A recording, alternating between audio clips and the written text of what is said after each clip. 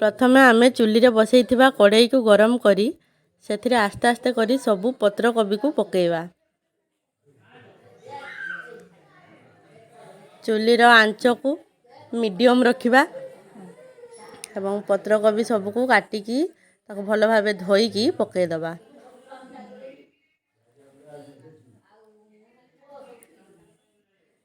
एटा पाखापाखी 60 जनक पई तयारी होउची। एबे आमे काटिकी रखिथिबा आलू को छोट छोट काटिकी रखिथिबा आलू को धोईकी सेथिरे पकेइबा।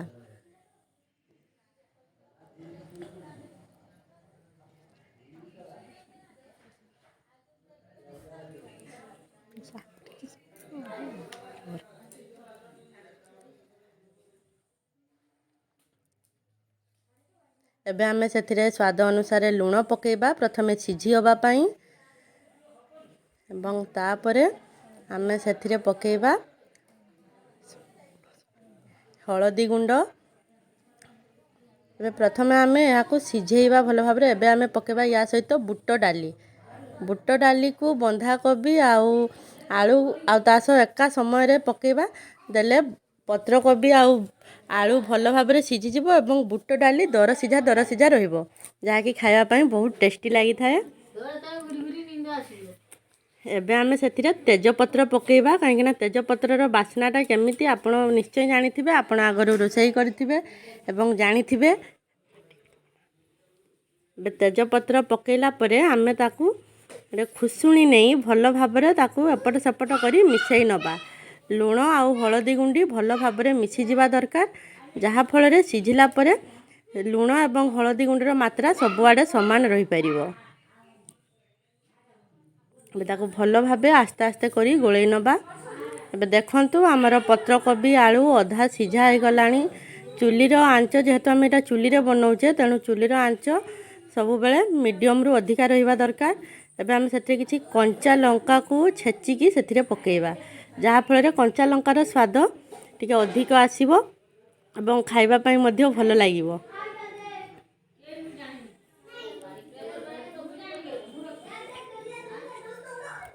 एबे आमे पुणी कंचा लंका को भल भाबरे सबु पत्र कोबी आ सिझा आलू जो हेतिबो ता देहरे भल भाबरे मिसई नबा।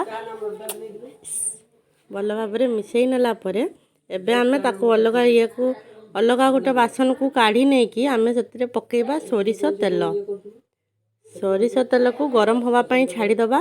सोरिष तेल पूरा गरम हे गला परे आमे सेतिरे पकेइबा किछि सुखिला लंका आपण स्वाद अनुसार देबे। आपण जदि राग खाइबे ताहले आपण अधिका देई परिबे एवं जदि कम राग चाहछन ताहले कम।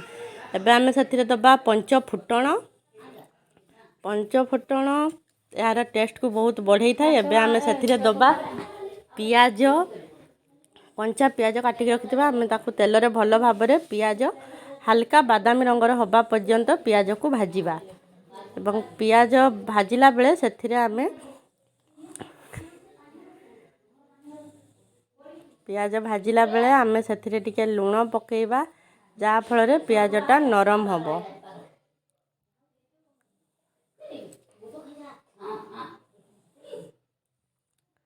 आपण देखि पाथिबे पियाज भाजी आसिलानी हल्का बादामी रंगर होबा पर्यंत याको आमे भाजीबा। एबे सेथिरे दे दबा आमे रसुण बटा।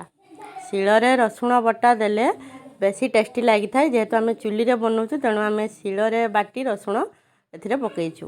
आपण शिळ नथिले आपण ग्राइंडर रे यूज मध्ये करि परिबे। एबे आमे दबा सेथिरे अदा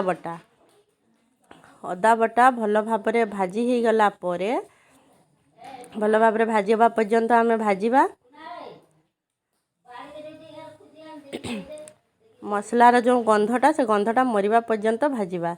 एबे आमे सेथिरे पकेबा हळदी गुंड स्वाद अनुसार लंका गुंड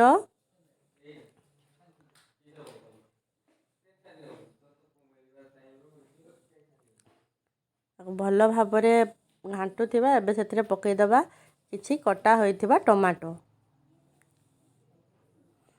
एबे भल भाबरे घांटीबा को घांटी रहिबे नहले मसला तळे लागि जाई पारे।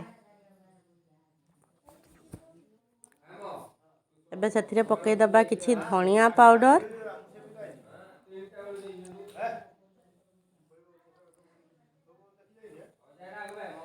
तापर पकेबा किछि जीरा पाउडर जीरा को भाजिकी गुंड करके रखिथिबा भुना जीरा पाउडर एवं एबे देदेबा आमे किछि पानी जहाँ फल मसलाटा आमर पड़ब ना कि तले लगिज ना पानी देदेला मसला भल भाव सिझा पर्यंत आम घांटा एवं तापर आम दबा गोटे गरम मसला पैकेट से मसला होता समय रे गरम मसला गुंड देदेबा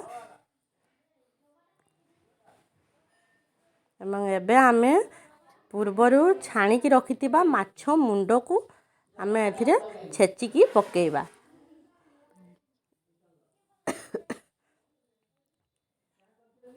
माछ मुंड को मसला दौथबा समय रे पकेइले ताहा मसला सह कषि सेथुरु जो आइंसिया गंधटा आमे पाऊ से आइंसिया गंधटी आ रहिबो नाही एवं आपणक पत्रकोबी माछ मुंड चड़चड़ी तरकारी बहुत भल भाबरे हबो तेणु आम माछ मुंड को भल भाबरे भांगिकी सेथिरे मिसेइबा भल भाबरे आपण माछ मुंड को भांगिबे नहले से गोटा गोटा रहि जिवो तेणु भल भाबरे माछ मुंड को आपण भांगिबे भांगिकी पूरा मसला सह मिसेइबे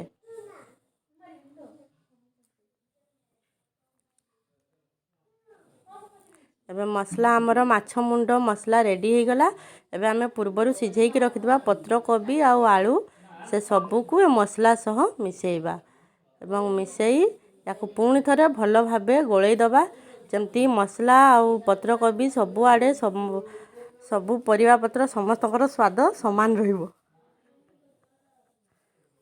एबे भल भाबरे याकु घांटी दबा काहे कि हमर मसला पूरा हो जाइछि एबे याकु न घांटिले एहा जळी जाई पारे